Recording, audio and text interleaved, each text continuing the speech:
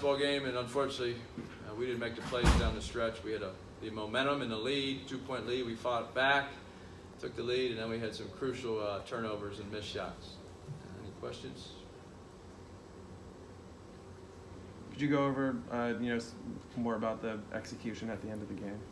Well, we executed when we ran what we were supposed to, and a lot of those in transition. We had a 2-point lead. We had a transition opportunity. We had all the momentum, and then we got an offensive rebound. And our players have to understand that they have to. You can't call plays every time down the court, and so our players have to become better. And they're improving, but they have to become better at recognizing the time and score and what they have to do to win games. And obviously, sloppy turnovers or quick shots are not the recipe for success. How much do you think it hurt you guys to not have Kevin Porter at all the last 6 minutes? Well, it's a big loss for us, especially when we don't have Boatwright and Elijah Weaver and Chuck O'Bannon.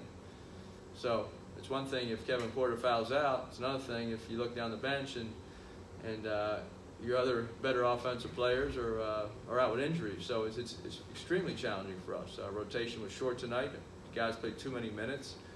They were getting tired, but they played very hard. So we're proud of their effort. And we were a possession away from winning the game. With Porter in foul trouble, is it just young freshmen adjusting to college, or? Well, he reached a couple times, I think, off the ball, and he just has to learn to play with his feet and be in his stance.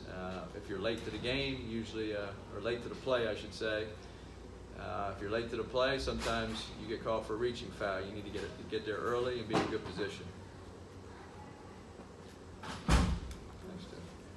What did you learn about your team in the first week? Well, I learned that it's a very small team. We have about 2/3 of the guys out there. Chuck O'Bannon broke his finger. Chuck's been playing very good basketball.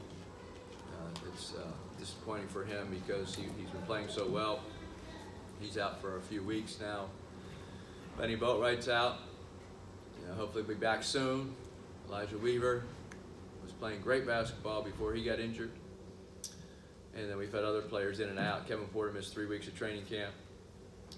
And so when you throw these guys into real games and then they haven't been through, especially the freshmen, and you say Kevin Porter's defense, well, I think a little bit of that is just his lack of repetitions because he hasn't had enough reps in training camp. He's out for 3 weeks. So what I learned is that we played hard and we're getting better, but we need to play as a complete team, and that's getting our guys back healthy and then learning from our mistakes and hopefully improving from there.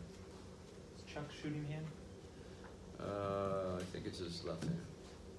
With Weaver, is it a long-term thing? Or? He should be back very quickly. He's made great strides in his rehabilitation, his therapy, and he is dedicated. So I would expect him to play this week, at least. It's not my call; it'll be the doctor's call. Practicing? He has. He's been practicing. We brought him back just for a couple of days to, I would say, do 2/3 of the practice. See how he could. We didn't think it was fair to him to play him tonight because, from a medical standpoint, you probably could have, but it's just not worth it to rush him back unless it's 100%. And plus, he's missed so much time. He missed the entire training camp. To throw him into an SEC game against Vanderbilt would be a little unfair to him. Seems pretty ahead of schedule, though. He is ahead of schedule, yes. What did you think of their 2 freshmen? They're extremely talented, great athletes, and I'm not sure what. I thought we did a really good job in the second half. Obviously, Simi is an exceptional athlete, really hurt us on the offensive boards, and Garland is extremely skilled. Now, he did have 6 turnovers, so I thought we did a really good job in the second half of forcing him into poor decision-making, but he had a couple big threes, but they're both very good players. Did you feel like you had to put Porter back in when they put both of those guys back in? I mean, kind of all the freshmen had 4 fouls at that point. But at some points, you got to try to win the game, and we put him back when it was just over 6 minutes left, and we could have waited another 2 or 3 minutes, but he played, and then he fouled out, and then we went on that run. We took the lead. So once again, as I said, Kevin fouling out would not have been as big a deal if we would have had the 3 guys injured on our roster. Another strong game for Nick for you, especially on the boards. Yeah, he competed very at a high level today. He got off to a slow start and then just turned it on. I thought he was very dominant in the second half. He was all over the place to have, what do you have, 19 points and 18 rebounds, 9 offensive, kept balls alive. He just, on the glass, and he played great basketball. Shot 4 of 19 from 3-point range. Is there any concern with the shooting? 4-19, well, it'd be nice to have open looks. And also when we do have open looks, it'd be nice to make a few. We shot well the first game. We were 7 for 13, which is 54%. And tonight, we didn't do a good job. So yeah, that hurt us. And I think both teams shot a lower percentage than they probably normally do. Because of the way last season ended in March, do you think about this sort of game bearing later in the season? Missing out on potential. We're just trying to compete game by game and get healthy and develop as a team. So we're not even thinking about March. We're just trying to.